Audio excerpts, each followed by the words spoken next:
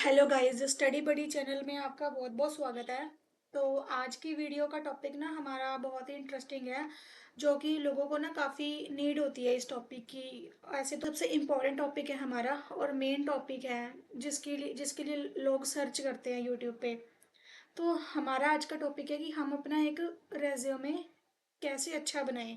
तो इस वीडियो में ना आपको प्रॉपर गाइड मिलेगी। ठीक है, जैसे कि आपको स्क्रीन पर दिखाई दे रहा होगा, इंडेक्स है ना। इसमें हम क्या क्या वो करेंगे, एक्सप्लेन करेंगे। तो हमारा जो रेज्यूमे की ज़ीरो से, हम इस वीडियो में ये डिसाइड करेंगे कि ये एक्सप्लेन करेंगे कि आप अपने रेज्यूमे को ज़ीरो से लेकर के एटीएस फ्रेंडली कैसे बना सकते हैं। अब एटीएस फ्रेंडली रेज्यूमे क्या होता है? एटीएस फ्रेंडली रेज्यूमे वो रेज्यूमे होता है कि जैसे आपने किसी जॉब के लिए अप्लाई किया, आपका रेज्यूमे बड़ा ही सिंपल बना हुआ था। आपको इतना तो पता ही होगा कि जब भी आप किसी जॉब के लिए अप्लाई करते हो, तो जो आपका रेज्यूमे है वो पहले एचआर के पास डायरेक्टली नहीं जाता। वो पहले कंपनी के एटीएस सॉफ्टवेयर के पास जाता है। एटीएस सॉफ्टवेयर क्या होता है? एक ऐसी एप्लीकेशन या ऐसा सॉफ्टवेयर होता है जो कि कैंडिडेट्स की जो एप्लीकेशंस होती हैं और जो रेज्यूमेज होता है उनको कैप्चर करता है। और उसमें ना कुछ वैल्यूज़ और कीवर्ड्स डाले होते हैं उस सॉफ्टवेयर में, उस जॉब डिस्क्रिप्शन के अकॉर्डिंग, कि वो मैच करता है कि क्या वो जॉब डिस्क्रिप्शन के कीवर्ड्स जो एटीएस सॉफ्टवेयर में है, क्या वो आपके रेज्यूमे में ऐड है। और अगर ये भी चेक करता है और ये भी चेक करता है कि आपका जो रेज्यूमे है वो कितने हाईएस्ट स्कोर का है, एटीएस स्कोर कितना है उसका। तो शॉर्ट लिस्ट जो होते हैं ना रेज्यूमेज, उनका जो एटीएस स्कोर होता है वो 85 से 90 और 90 से अबव होता है, जिनके 100% चांसेस है कि शॉर्ट लिस्ट प्लस इंटरव्यू उनका होगा होगा। तो एक बात हमेशा याद रखना कि जब भी आप किसी जॉब के लिए अप्लाई करते हो ना, तो आपका रेज्यूमे जो है वो सीधा डायरेक्टली एचआर के पास नहीं जाएगा। वो जाएगा पहले एटीएस सॉफ्टवेयर के पास। अगर उसके बाद वो जो सॉफ्टवेयर है आपका रेज्यूमे सेलेक्ट करता है, देन वो आपके एचआर के पास जाता है। उसके बाद आपको कॉल्स या नेक्स्ट स्टेप्स बताए जाते हैं जो कि जॉब के होते हैं। ठीक है, तो हम शुरुआत करते हैं अपने इसी के रेज्यूमे को कैसे हम अच्छा बना सकते हैं उसके टॉपिक पर। उससे पहले, शुरुआत करने से पहले आपको एक पॉइंट बोलना है मैंने, कि अगर आप इस चैनल पर न्यू हो तो चैनल को सब्सक्राइब कर लेना। और अगर आप चाहते हो कि आपको भी इतना टाइम वेस्ट ना करना पड़े अपनी जॉब सर्च करने में, है ना, और इतना ज़्यादा वेस्टेज ना हो आपके टाइम की, आपके एक्सपीरियंस की या किसी चीज़ की भी, तो ये वीडियो स्टार्टिंग से लेके एंड तक ज़रूर देखना। ज़्यादा लंबी वीडियो नहीं होगी, ठीक है। और सिंपल स्टेप्स में आपको बताया जाएगा और आपके स्क्रीन पर गाइड चलेगी स्टेप बाय स्टेप, और इसके स्क्रीनशॉट्स आप लेते जाना, ठीक है। और अगर आपको ये वीडियो अच्छी लगेगी तो वीडियो को लाइक ज़रूर करना, और अपने फ्रेंड्स जिनको नीड है इस वीडियो की अपना रेज्यूमे अच्छे बनाने की, उसके साथ आप शेयर ज़रूर करना। तो चलिए बिना देरी के हम स्टार्ट करते हैं। तो आपको स्क्रीन पे सबसे पहले ना इंडेक्स दिखाई दे रहा होगा, यहाँ पे ना कुछ दे रखे हैं, the basics of a resume. ठीक है, कि क्या डेफिने हम इसमें क्या क्या करेंगे, हम रेज्यूमे के बेसिक्स के बारे में रीड आउट करेंगे, इसको एटीएस ऑप्टिमाइजेशन कैसे बनाएं और फ्रेमवर्क्स क्या क्या हैं उसके। ठीक है, तो यहाँ पे आप इधर स्क्रीन पर आ जाइए कि द बेसिक्स ऑफ रेज्यूमे में डेफिनेशन क्या दे रखी है। तो डेफिनेशन में लिखा हुआ है कि रेज्यूमे एक्चुअली में होता क्या है। डेफिनेशन मुझे रीड करने की तो ज़रूरत है ही नहीं, क्योंकि मुझे पता है, आप सबको पता ही होगा कि रेज्यूमे क्या होता है। ठीक है, तो अब डेफिनेशन तो हमें रेज्यूमे तो पता लग गया क्या होता है। उसके बाद स्ट्रक्चर की बारी आती है। यहाँ पे ना स्ट्रक्चर दे रखा है, जैसे कि आपको स्क्रीन पर दिखाई दे रहा होगा। यहाँ पे ना कुछ दे रखा है कि पर्सनल डिटेल्स, रुको रुको मैं थोड़ा सा जूम इन कर दूँ अगर हो सकता है तो। नहीं, जूम इन नहीं हो पाएगा। आप यहाँ से अगर कर सकते हैं, जैसे हाँ यहाँ से हो जाएगा। तो यहाँ पे आपको दिखाई दे रहा होगा कि पर्सनल डिटेल्स होगा, है ना। सबसे पहले हमारा ना जब रेज्यूमे हम बनाते हैं तो उसमें ना एक स्ट्रक्चर फॉलो होता है। लाइक जैसे किसी भी चीज़ को आपको परफेक्ट बनाना है तो उसका स्ट्रक्चर फॉलो करना पड़ेगा। फॉर एग्जांपल अगर आपको चाय ही बनानी है, तो ऐसा तो नहीं होगा ना कि आप पहले दूध डाल दोगे या पहले ही खाली पैन में कुछ भी ऐसे वो डाल दोगे, चीनी डाल दोगे, बाद में चाय पत्ती डालोगे, या कुछ भी है। मतलब हर एक एग्जांपल लिए मैंने सिंपल सी। तो मतलब एक परफेक्ट रेज्यूमे बनाने के लिए ना आपको एक स्ट्रक्चर को फॉलो करना ही पड़ेगा, और ये इंपॉर्टेंट है। स्ट्रक्चर में क्या होगा, सबसे पहले आपकी पर्सनल डिटेल्स आएंगी। जैसे कि पर्सनल डिटेल्स कैसी आएंगी, कि आपका सबसे पहले आपकी ईमेल आईडी जो भी हमारा वो होता है। एंड एक ना मैं क्या कहते हैं, पर्सनल डिटेल्स में अगर मैं बोलूँ कि आपका कॉन्टैक्ट नंबर, आपकी ईमेल आईडी और आपका कॉन्टैक्ट नंबर, ईमेल आईडी, आपका जो गिटहब का प्रोफाइल होता है या आपकी कोई वेबसाइट है खुद की, अब वो, और सबसे टॉप पर आपका नेम आता है, ठीक है। पर्सनल डिटेल्स में ये हो जाता है हमारा सबको, सबसे टॉप ऑफ द रेज्यूमे पे यही सब शो होता है। उसके बाद सेकंड पे आपका आता है एजुकेशनल डिटेल्स, मतलब आपको फिर उसकी एजुकेशनल डिटेल्स डालनी है। एजुकेशनल डिटेल्स भी ऐसे नहीं डालने की आप पहले अपना 10th का लेके +2 का नहीं, इसमें क्रोनोलॉजिकल ऑर्डर चलता है। जैसे कि आपको पहले आपकी रीसेंट डालनी होगी, जैसे आपने अभी PhD करी है तो वो, अगर आपने मास्टर्स करी है तो पहले मास्टर्स, फिर उसके बाद बैचलर्स, फिर आपकी +2, फिर 10th, ठीक है। तो ये इस ऑर्डर में आपको डालनी होती है लेटेस्ट के हिसाब से। फिर आता है आपका वर्क एक्सपीरियंस, ये नहीं होगा कि आप एजुकेशनल डिटेल्स बाद में डाल दें, वर्क एक्सपीरियंस पहले डाल दें, नहीं। तो इसीलिए ये स्ट्रक्चर को आपको फॉलो करना होगा, इसका आप स्क्रीनशॉट लेके रख लेना, ठीक है। वर्क एक्सपीरियंस, फिर उसके बाद आपने इंटर्नशिप जो करी हैं वो, फिर प्रोजेक्ट्स आएंगे, position of responsibilities, certifications, academic achievements और extra curricular achievements. Extra curricular में जैसे कि आपने किसी भी इवेंट्स में या यूथ में पार्टिसिपेट किया, वो आपकी हॉबीज़ के रिलेटेड जो भी, वो सब, ठीक है। तो हम इसके आगे वाले पेज पेज पे जाते हैं। तो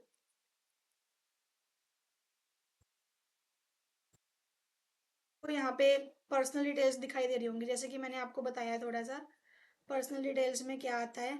जैसे कि यहाँ पे देखो, स्क्रीन पे दिखाई दे रहा होगा, यहाँ पे पर्सनल डिटेल्स, ठीक है। फुल नेम आपका, contact number, email address, links to professional profiles like LinkedIn, ठीक है। जैसे कि मैंने आपको बताया, सारे आपका लिंक्स, आपकी खुद की वेबसाइट है या कुछ भी है, वो सब आपको यहाँ पे ऐड करना है, ठीक है। Full name, contact number, email address, ठीक है। एजुकेशनल डिटेल्स में start from the most recent, जैसे कि मैंने आपको बताया वही सब यहाँ पे लिखा है। वर्क एक्सपीरियंस आपको ऐड करना है, इंटर्नशिप्स ऐड करनी है, प्रोजेक्ट्स ऐड करने हैं, पोजीशंस ऑफ रिस्पॉन्सिबिलिटीज, इसके आप ना साथ में स्क्रीनशॉट ले लेना, ठीक है। सर्टिफिकेशंस, एकेडमिक अचीवमेंट्स, और उसके बाद आता है एक्स्ट्रा करिकुलर अचीवमेंट्स, ठीक है। तो उसके बाद देखो, ingredients for an impressive resume, ये कुछ इंग्रेडिएंट्स हैं जो कि रेज्यूमे आपके इम्प्रेसिव बनाते हैं, ठीक है। जैसे कि ये देखो, start with a killer summary that shows who you are and what you bring to the table. Make sure it is tailored to the job you are applying for so it feels personal and relevant. Next, keep your work experience and education sections clear. इसका मतलब ये है कि आपको अपने जो work experience है और एजुकेशन सेक्शंस जो भी है ना, उनको आपको बुलेटेड पॉइंट्स में लिखने हैं, लाइक पैराग्राफ नहीं लिख देने बड़े बड़े, आपको पॉइंट्स के फॉर्मेट में लिखना है, ठीक है। और किलर समरी में जैसे मैंने आपको बताया, इसमें ये लिखना है कि आपकी ऐसी लाइंस हो उसमें जो आपके, जो भी आपकी प्रोफेशनल समरी है, लाइक आपको जो हो वो सच लिखना है, ठीक है। कि लाइक ऐसे वर्ड्स लिखने हैं जो AI जनरेटेड ना लगे, ह्यूमन बेस्ड लगे, और एकदम प्रोफेशनल लगे। जैसे कि मैं एग्जांपल में एक लाइन बोलूँ, detailed and oriented analytical skills in this technology, जिसमें भी आप प्रोफिशिएंट हो, ठीक है। ये आप ना रेज्यूमे, ये पॉइंट में आपको एंड में हम बताएंगे, ठीक है। तो अभी आप इस पे फोकस करो, इसका स्क्रीनशॉट ले लेना, ठीक है। तो अब देखो, यहाँ पे आप जो प्रोजेक्ट्स बनाओगे ना, उसमें आपको ये नहीं मेंशन करना कि टीम ने क्या किया और आप वो क्या किया। आपने उसमें टीम के बारे में कम बताना है और अपने बारे में ज़्यादा बताना है कि आपने उस प्रोजेक्ट में क्या क्या आपने योगदान दिया। ये नहीं बताना कि टीम में ये सब करके हमने टीम में ये बनाया, नहीं, आपने क्या बनाया वो बताना है। Sprinkle in industry specific terms, action verbs that match the job description. और हाँ, एक ये इंपॉर्टेंट बात है सबसे ज़्यादा, कि लोग क्या करते हैं, स्टूडेंट्स मोस्टली यही करते हैं कि जब भी वो किसी जॉब के लिए या इंटर्नशिप के लिए अप्लाई करते हैं तो वो 10 जॉब्स के लिए एक ही रेज्यूमे ऐड कर देते हैं। जबकि ऐसा नहीं करना है, हर एक जॉब का ना रेज्यूमे अलग बनता है। अलग इन द सेंस, जो जॉब डिस्क्रिप्शन होता है वो हर एक जॉब का तो अलग होता है, तो आपको अपना जो कीवर्ड्स है ना आपकी स्किल्स में, वो आपको उस JD से उठाकर बस वही चेंज करने होते हैं। अदरवाइज आपकी क्वालिफिकेशंस, एकेडमिक अचीवमेंट्स या कुछ भी है, वो कुछ नहीं चेंज होता। बस जो जॉब डिस्क्रिप्शन जो होता है ना, हर जॉब के अकॉर्डिंगली आपको उन कीवर्ड्स को ऐड करना पड़ता है, जैसे कि मैंने इस वीडियो के स्टार्टिंग में ही आपको बताया था। तो यहाँ पे देखो, अब यही इस पॉइंट का मतलब यही था, ठीक है। Last, make your resume look professional but not boring. Professional लगे, बोरिंग ना लगे, like boring in the sense ये भी नहीं कि आप कलरफुल फ्लावर्स वगैरह ऐड कर दो, नहीं, एकदम प्रोफेशनल होना चाहिए। ब्लैक एंड वाइट थीम आपको यूज़ करनी है, ठीक है। और अपने जो वो है, जितनी स्पेसिंग है इक्वल रखनी है, फ़ॉन्ट अलग अलग यूज़ नहीं करने। एक ही रेज्यूमे में ना अलग अलग फ़ॉन्ट्स लोग यूज़ कर देते हैं, नहीं ऐसा नहीं करना है आपको, ठीक है। तो इसका आप स्क्रीनशॉट ले लेना, जो कि इम्पॉर्टेंट है, ठीक है। उसके बाद हम चलते हैं आगे वाले टॉपिक्स पे इसके रिगार्डिंग। अब देखो सेकंड आता है हमारा एटीएस ऑप्टिमाइजेशन, ठीक है। तो अगर मैं यहाँ पे एटीएस की बात करूँ तो एटीएस हमारा क्या होता है एक्चुअली। एटीएस होता है, एटीएस की फुल फॉर्म है एप्लीकेंट ट्रैकिंग सिस्टम। ये एक टूल है that helps employers and recruiters handles job applications more efficiently. It automatically sorts scans and ranks resume so that only the most relevant ones make it to the next stage. ठीक है, तो जैसे कि मैंने आपको इस video के starting में बताया था कि एटीएस क्या होता है हमारा, कि उसका स्कोर कितना ज़्यादा होना चाहिए आपका। अगर आपका रेज्यूमे एटीएस फ्रेंडली है तभी आप उस जॉब को ग्रैब कर पाओगे, तभी आप शॉर्टलिस्ट हो पाओगे। क्योंकि एटीएस क्या होता है, एटीएस एक सॉफ्टवेयर होता है जैसे कि मैंने आपको बताया, जो कि जैसे कि यहाँ पे भी लिख रखा है कि that helps employers and recruiters handle job applications, जो कि जो जॉब एप्लीकेशंस होती है उनको हैंडल करता है, ठीक है, मोर एफिशिएंटली। मैंने आपको बताया कि जब भी कोई स्टूडेंट या कोई भी पर्सन अप्लाई करता है जॉब के लिए, तो सबसे पहले जो रेज्यूमे है वो एटीएस सॉफ्टवेयर के पास जाता है, एचआर के पास डायरेक्टली नहीं जाता है, ठीक है। तो ये हर कंपनी में होता है, हर जॉब के लिए अलग अलग होता है, तो इस बात का आपको ध्यान रखना है। तो यहाँ पे देखो की फंक्शंस कुछ दे रखे हैं, इसको आपको अच्छे से रीड करना है, इसका स्क्रीनशॉट आप साथ में लेते रहना, ठीक है। तो की फंक्शंस ऑफ एटीएस क्या है। Resume parsing, ATS pools out details. अब एटीएस क्या काम करता है, ये कुछ फंक्शंस लिख रखे हैं उसके, जैसे कि मैंने आपको सिंपल भाषा में पहले ही बता दिया हुआ है कि वो उनके लिए क्या करता है, जॉब से रिक्रूटर्स के लिए, एचआर्स के लिए, कंपनीज के लिए क्या करता है, ठीक है। तो ये तो आपको पहले से मैंने बता दिया है। अगर आप ये चाहते हो कि फंक्शन रीड करना, तो आप एक बार ही खुद कर लेना, ठीक है। यही उसके मेन कंपोनेंट्स हैं। तो मैं ये सारे रीड हम नहीं कर रहे, क्योंकि फिर वीडियो ज़्यादा लंबी चली जाएगी और आपको बोरिंग लगने लग जाएगी, ठीक है। तो जितना सिंपल हो सके हम इस वीडियो को बनाएंगे, ताकि आपको इंटरेस्टिंग भी लगे पढ़ने में और सुनने में भी, ठीक है। तो अब ये देखो, creating an impactful ATS friendly resume. अब आप कैसे क्रिएट कर सकते हो वो चीज़ें लिखी हुई हैं, कुछ गाइडलाइंस हैं जिन्हें हमें फॉलो करना पड़ता है। तो देखो सबसे पहले है one page format. One page format मतलब क्या होता है कि आपका जो रेज्यूमे हो ना एक ही पेज का हो, ये ना हो कि दो तीन पेजों का चले जाए, ठीक है। चूज अ सिंपल फॉन्ट, एक सिंपल फॉन्ट लो, जैसे कि यहाँ पे लिखा हुआ है go for a clean easy to read font style. For example आप कैलिबरी फॉन्ट यूज़ कर सकते हो, गैम्ब्रिया, एरियल, गैरामोन एंड हेलविटा। ये सारे फॉन्ट्स हैं, इन फॉन्ट्स को आप यूज़ करके अपना रेज्यूमे बना सकते हो। जैसे कि मैंने आपको बोला एक ही तरह का फॉन्ट यूज़ करना है। अब एक ही रेज्यूमे में मल्टीपल फॉन्ट्स यूज़ मत कर देना। ये बहुत ही इंपॉर्टेंट गाइडलाइंस हैं अपना एटीएस फ्रेंडली रेज्यूमे बनाने के लिए, इसका स्क्रीनशॉट ले लेना, ठीक है, ये बहुत ज़रूरी है। Keep your font size, font का साइज़ क्या होना चाहिए, 10 से 14 तक होना चाहिए, ठीक है। अगर आप टेम्पलेट यूज़ कर रहे हो कोई, तो stick with its font and size for consistency. अगर मान लो आपने किसी टेम्पलेट के थ्रू बनाना है, किसी ए टूल की हेल्प से बना रहे हो, तो उसको पहले से ही बता दो कि मेरे को फ़ॉन्ट यही चाहिए है, और ये सेट कर दो चीज़ें, ठीक है। तो जैसे कि मैंने आपको पहले बताया, यूज़ बुलेटेड पॉइंट्स, पैराग्राफ्स नहीं ऐड करने हैं। रिवर्स ऑर्डर में आपको वो करना है आपके एक्सपीरियंसेस, लाइक मान लो आपका वर्क एक्सपीरियंस अभी आपने जस्ट अभी क्या कंप्लीट करके हटे हो, उससे पहले क्या था, क्रोनोलॉजिकल ऑर्डर में चलना है, लेटेस्ट के हिसाब से चलना है, ठीक है। Backup your claims, make sure you can prove everything you से ऑन योर रेज्यूमे। पर हाँ, इसके बाद क्या करना है आपको कि आपने जितने भी जो भी आपने रेज्यूमे में लिखा होगा ना, झूठ नहीं लिखना उसमें। अगर मान लो आप झूठ लिख भी देते हो कि कईयों के सच झूठ चलता है, बट लेकिन आपको उसको अच्छे से स्पेसिफाई करना आना चाहिए रिक्रूटर के सामने, अगर आप शॉर्टलिस्ट हो जाते हो तो, ठीक है। आपको उसको एक्सप्लेन अच्छे से करना आना चाहिए, ऐसा ना लगे कि आपने झूठ लिखा है, ऐसा लगे कि आपने लिखा जो है वो आप में स्किल है, चाहे आपने सीखी हो चाहे नहीं, ठीक है। अब जो कीवर्ड्स हैं जॉब डिस्क्रिप्शन में होते हैं या कुछ भी, वो सारे आपको बोल्ड करके लिख रहे हैं, बोल्ड में, ठीक है। कुछ कीवर्ड्स होंगे जो जेडी में लिखे होते हैं, उनको आपको बोल्ड करके लिखना है। तो एक मिनट गाइज, तो अब देखो इसका आप पूरा वो स्क्रीनशॉट लेके रख लो। बहुत इंपॉर्टेंट लाइंस थी ये, जो मैंने जनरल गाइडलाइंस का आपके सामने रखा हुआ है पेज, इसके स्क्रीनशॉट ले लो। अब देखो गुड रेज्यूमे। तो अब देखो यहाँ पे कुछ कॉमन एरर्स भी दे रखे हैं, इनको हमने अवॉइड करना होता है, और स्टूडेंट्स क्या करते हैं, इनको छोड़ देते हैं, ठीक है। अब यहाँ पे देखो ध्यान से, common errors what to avoid, आपको अवॉइड क्या करना है।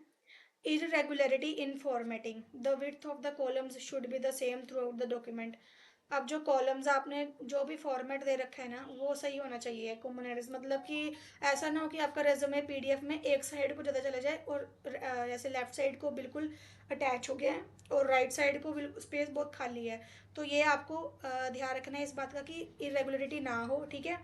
अवॉइड लॉन्ग सेंटेंसेस, इतने बड़े बड़े पैराग्राफ्स लिखने की जरूरत नहीं है, हमने हर एक चीज़ को पॉइंट में लिखना है।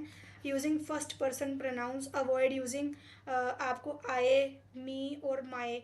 फॉर एग्जाम्पल यहाँ पे देखो, instead of writing I developed a new marketing strategy that increase sales by 30%। ऐसे नहीं लिखना आपको, आई मी और माई वर्ड यूज ही नहीं करना, आपको क्या लिखना है इसकी जगह, जैसे कि राइट लिखना increase sales by 30% by developing a new marketing, ये नहीं लिखना कि मैंने किया, नहीं, आपने ये लिखना है कि इंक्रीज सेल्स बाय 30%, ठीक है। ऐसी चीज़ें लिखनी है, इसका स्क्रीनशॉट ले लेना, बहुत इंपॉर्टेंट एरर्स हैं जो कि लोग मिस कर देते हैं। फिलर्स एंड फुल स्टॉप्स, तो never use fillers like a, an और द, ये वाले फिलर्स आपको यूज नहीं करने हैं while framing a sentence as they add unnecessary bulk to your resume. अब एक लाइन में द, एन, ये ज़्यादा मल्टीपल वर्ड्स ये ऐसे वाले यूज़ नहीं करने हैं, ठीक है। Additionally never put full stops at the end of an line, आपको किसी भी लाइन के एंड में फुल स्टॉप नहीं ऐड करना, ठीक है। इमेजेस एंड आइकन्स, जैसे कि मैंने आपको बताया इमेजेस और आइकन्स आपको यूज़ एनीवर करने हैं, जैसे लिख लो फॉर एग्जांपल आपने ना अपने रेज्यूमे में स्टार्टिंग में क्या लिखा, अपनी लिंक्डइन प्रोफाइल दे दी, लिंक्डइन प्रोफाइल की लिंक तो दे दिया, उसके साथ ही आपने ना अपना आइकन डाल दिया लिंक्डइन का, वो नहीं करना आपको, सिंपल टेक्स्ट होना चाहिए और डॉक्यूमेंटेड फॉर्मेट में होना चाहिए, ऐसे नहीं ना कलरफुल हो थोड़ा, आप सोचो कि एचआर को बहुत अच्छा लगेगा, मैं बहुत अच्छा बना देता हूँ वो, है ना, ऐसे नहीं करना आपको, ठीक है। तो इस बात का ध्यान रखना है, ये बहुत इंपॉर्टेंट एरर्स हैं, ठीक है। इसी के नीचे ना आप दे रखे हैं action verbs and domain keywords to make your resume ATS friendly. देखो, अब जॉब डिस्क्रिप्शन में मैंने आपको स्टार्टिंग में बताया था, ये सारा मैंने रीड नहीं करना है, तो मैंने आपको स्टार्टिंग में ही वीडियो में बताया था कि आपका जो जे आपका रेज्यूमे है ना, एक ही रेज्यूमे हर एक जॉब के लिए मत यूज़ करा करो, हर एक का जेडी का ना जो कीवर्ड्स कीवर्ड्स क्या होते हैं जो बार बार रिपीट हो रहे होते हैं वो जेडी में ना ऑलरेडी मेंशन होते हैं, बस आपको वहाँ से उठा के अपने रेज्यूमे में ऐड करने हैं, देन आपका रेज्यूमे रेडी है, ठीक है। अब देखो यहाँ पे कुछ दे रखा है कि मैच जॉब डिस्क्रिप्शन, जैसे कि मैंने आपको बताया, ठीक है, leadership, use verbs like led, manager, coordinated, है ना। तो जैसे कि जो भी वर्ब्स दे रखे होंगे ना उनको आपको अपने एक्शंस में कन्वर्ट करना है। Be specific, choose verbs that accurately describe your role, use the domain specific keywords to ensure this, ठीक है। तो जॉब डिस्क्रिप्शन के बारे में ये चीज़ हो गई हमारी, और हम इसको बताते हैं आगे, इसका स्क्रीनशॉट ले लेना, ठीक है।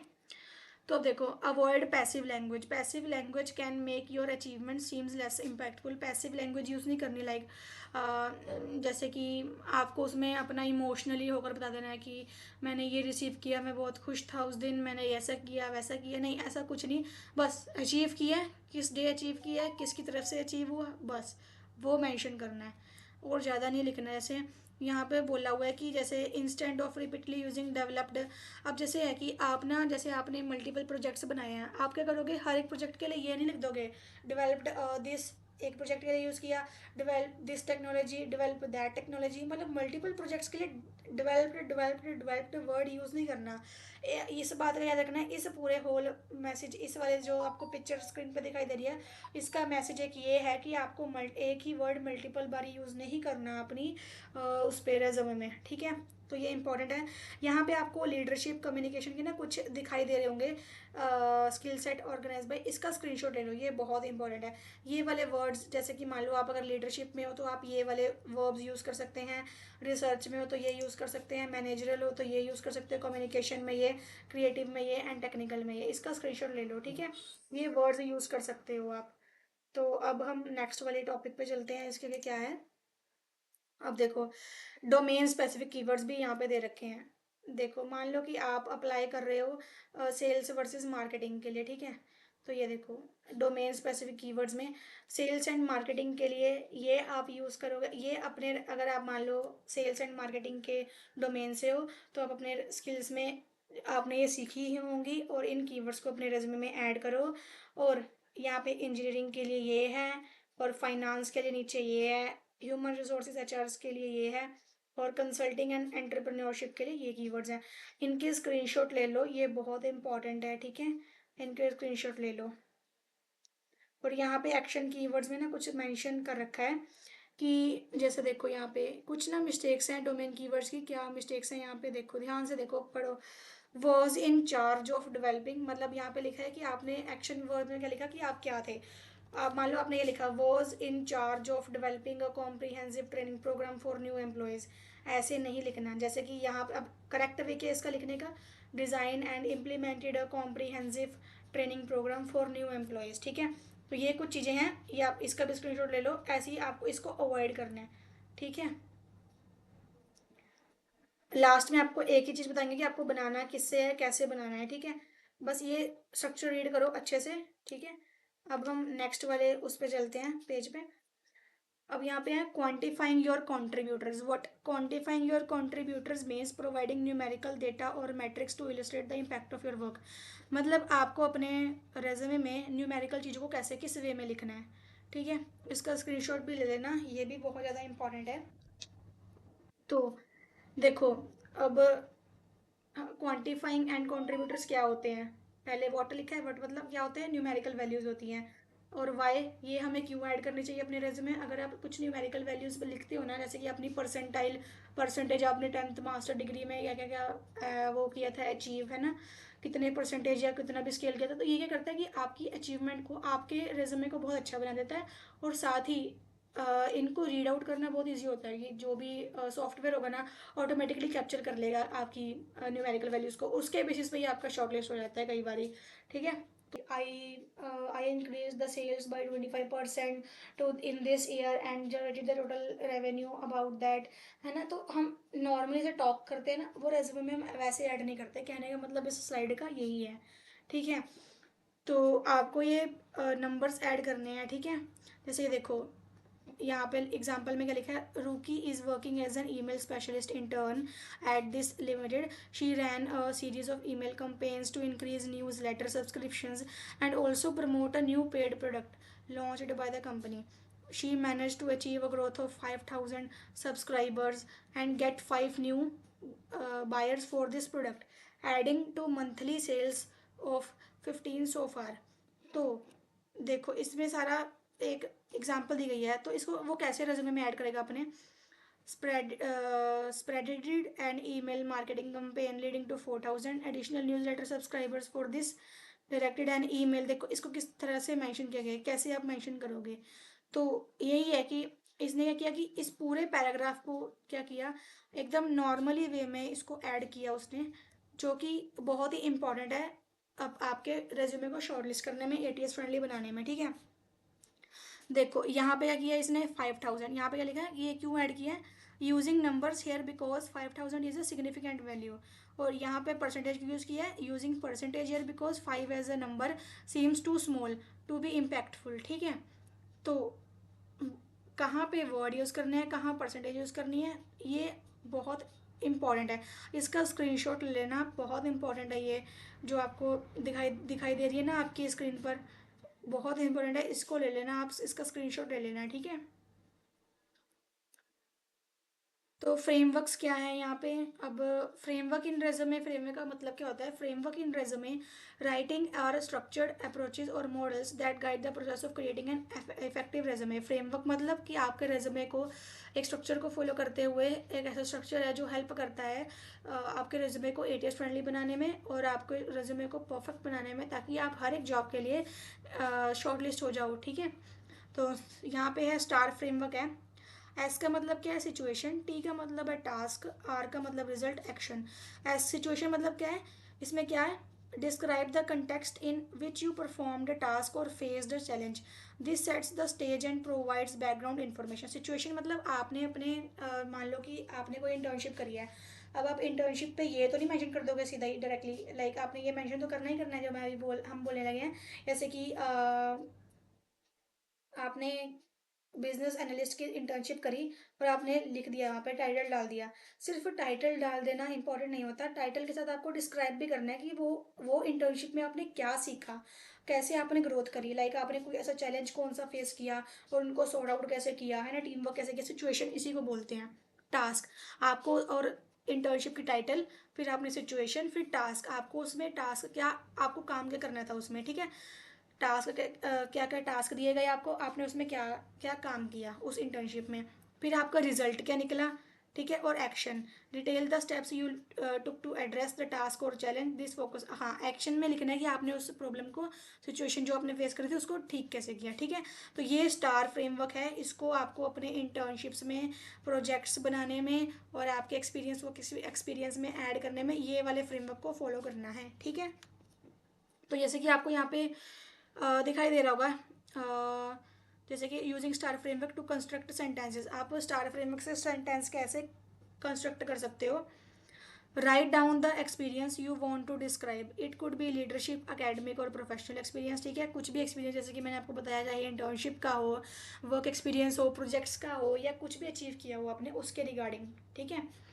Break down the experience into situation में, टास्क में, रिजल्ट में, ठीक है। Combine all four into one to sentences, जैसे कि मैंने आपको सिंपल बता दिया कि इन 4 STAR को फॉलो करते हुए आपको अपना वो बनाना है, रेजमे, मतलब जो भी आपका एक्सपीरियंस है, इंटर्नशिप है, प्रोजेक्ट्स हैं, कुछ भी आपने अचीव किया उसको स्टार फ्रेमवर्क के थ्रू ही बनाना है। पहले टाइटल आएगा, आपने उसमें क्या कहते हैं, क्या सिचुएशंस आई, उसमें क्या टास्क आपने परफॉर्म किए, क्या आपने रिजल्ट निकाला उसका, और कैसे आपने फेस किया उनको, उन सबको एक्सप्लेन करना होता है। सिर्फ टाइटल डाल देना ही इनफ नहीं होता है।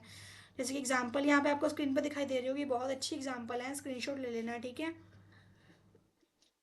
Example 1, leadership in student organisation. मान लो कि आपने क्या किया कि आपकी ये स्किल है, लीडरशिप है आप में स्टूडेंट ऑर्गेनाइजेशन में, तो कैसे सिचुएशन, सबसे पहले एस के हिसाब से चलते हैं।